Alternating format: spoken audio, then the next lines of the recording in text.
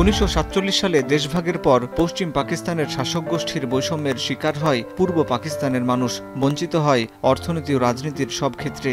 যদিও পূর্ব পাকিস্তানের জনসংখ্যা ছিল পাকিস্তানের মোট জনসংখ্যার 56%। 1947 সালে পাকিস্তানের দুই অংশে মাথাপিছু আয় ছিল প্রায় সমান। 23 বছর পর পশ্চিমের মানুষের আয় পূর্বের চেয়ে প্রায় দ্বিগুণ হয়ে যায়। এছাড়া পাকিস্তানের প্রথম পঞ্চবার্ষিকী পরিকল্পনায় কেন্দ্রীয় সরকারের উন্নয়ন বরাদ্দের মাত্র 20% পায় পূর্ব পাকিস্তান। তৃতীয় পঞ্চবার্ষিকী পরিকল্পনায় সে বরাদ্দ বেড়ে হয় 36%। সেই গভর্নমেন্টটা কিন্তু ছিল পশ্চিম পাকিস্তান এবং তারা এটাকে একটা অঙ্গরাজ্য হিসেবে ভাবত পূর্ব বাংলাকে, এবং এখান থেকে আমাদের যে রাজস্বটা আদায় হতো সেটা মানে মোটা দাগে বেশিরভাগ অংশটাই চলে যেত পশ্চিম পাকিস্তানে। সেই সময় এখানে অনেক জুট মিলস ছিল, সেগুলো থেকে আমরা যা আয় উপার্জন করতাম সেই বর্ধিত অংশটাও বেশিরভাগই চলে যেত পশ্চিম পাকিস্তানে। সেটা এখানে যে একটি ইমব্যালেন্স ক্রিয়েট হচ্ছিল ইকোনমিক, এবং তাছাড়াও আমাদের যে ধরনের শিল্প কলকারখানা প্রয়োজন সেটাও কিন্তু পূর্ব বাংলায় গড়ে ওঠেনি।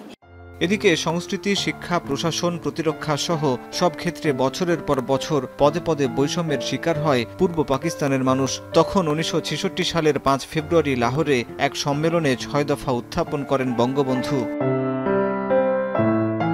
যেখানে বলা হয় প্রতিরক্ষা, পররাষ্ট্র ছাড়া সব ক্ষমতা থাকবে প্রাদেশিক সরকারের হাতে। পূর্ব বাংলা ও পশ্চিম পাকিস্তানে দুটি পৃথক ও সহজে বিনিময়যোগ্য মুদ্রা থাকবে।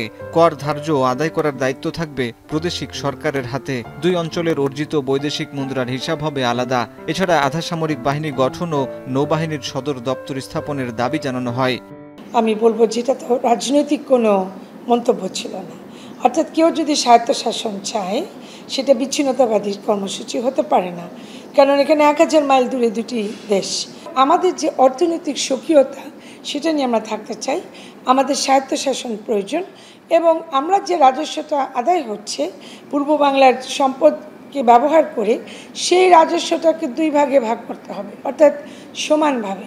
2 ধরনের মুদ্রা চালু হতে পারে, একটা পূর্ব বাংলার জন্য, একটা পশ্চিম পাকিস্তানের জন্য, কিন্তু সেখানেও কিন্তু তারা রাজি ছিলেন না।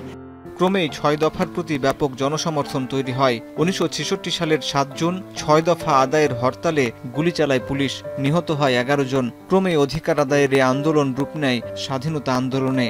6 দফাই হলো মাইল ফলক, ওই 6 দফাই হলো স্বাধীনতার মূল পিলার। 6টা পিলার। 6 দফা দেওয়ার পরে অনেকে বঙ্গবন্ধুকে প্রশ্ন করেছিলেন যে এটা আপনি কী দিলেন। হ্যাঁ, বঙ্গবন্ধু অনেকে বলছে আরে ওই একই কথা, একটু গুড়োয় পেশায় বলছি, আসলে হলো 1 দফা, সেটা হলো বাংলাদেশের স্বাধীনতা। বঙ্গবন্ধুর দেয়া 6 দফা দাবি আদায়ের মধ্য দিয়ে রচিত হয় পূর্ব বাংলার মুক্তি আন্দোলনের ভিত। হাসিব বিল্লাহ, এখন, Dhaka. Lily Cucumber Face Wash. Lily, always